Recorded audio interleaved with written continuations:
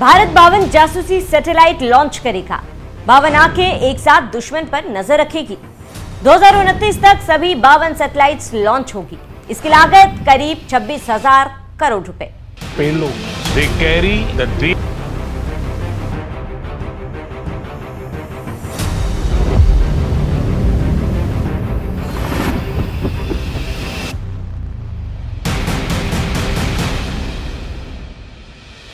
नमस्कार, आप देख रहे हैं न्यूज एक्सप्रेस और मैं हूं आपके साथ शाफनी पटनायक। जिस पाकिस्तान ने दशकों तक आतंक और घुसपैठ को अपनी रणनीति बनाया है, जिस पाकिस्तान की चीन और तुर्की के हथियारों के सहारे भारत को डराने की कोशिश की, आज वही पाकिस्तान भारत के सामने सीज फायर की भीख मांगता नजर आया।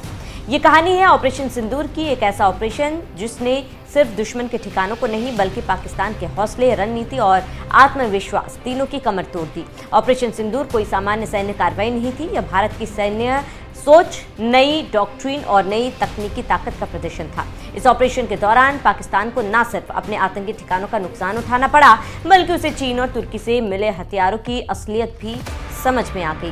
Drone system, air defence platforms, missile support, electronic warfare equipment. Pakistan ने सोचा था कि विदेशी हथियार भारत के सामने ढाल बन जाएंगे, लेकिन भारत की आर्म्ड फोर्सेस ने इन हथियारों को मैदान में ही ध्वस्त कर दिया।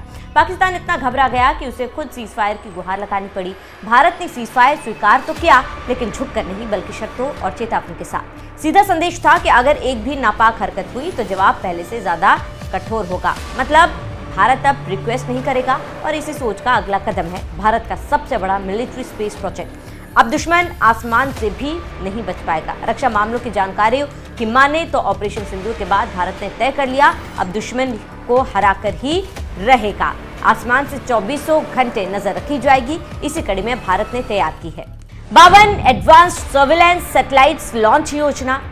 2029 तक सभी 52 सैटेलाइट्स लॉन्च होगी। इसकी लागत करीब 26,000 करोड़ रुपए।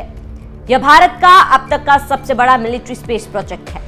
जानकार कह रहे हैं कि यह प्रोजेक्ट है स्पेस बेस्ड सर्विलेंस फेज 3 का हिस्सा। पहले सैटेलाइट अप्रैल 2026 में लॉन्च हुआ।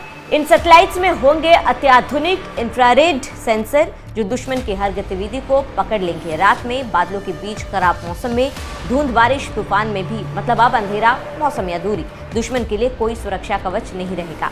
हर मौसम, हर वक्त, हर मूवमेंट पर नजर होगी। रक्षा मामलों के जानकार और विदेशी मामलों के जानकार कह रहे हैं कि इन सैटेलाइट्स का सबसे बड़ा फायदा ये होगा कि भारत की सीमा और समंदर पर 24 घंटे इंटेलिजेंस कलेक्शन संभव होगा और भारत की आंखें दुश्मन पर कड़ी नजर रखेगी, जैसे सेना की हलचल, इंफ्रास्ट्रक्चर डेवलपमेंट, नौसैनिक गतिविधियां, ड्रोन मूवमेंट, मिसाइल तैनाती। विज्ञान के जानकारों की माने तो दुश्मन की हर हरकत, सब कुछ रियल टाइम में ट्रैक किया जाएगा।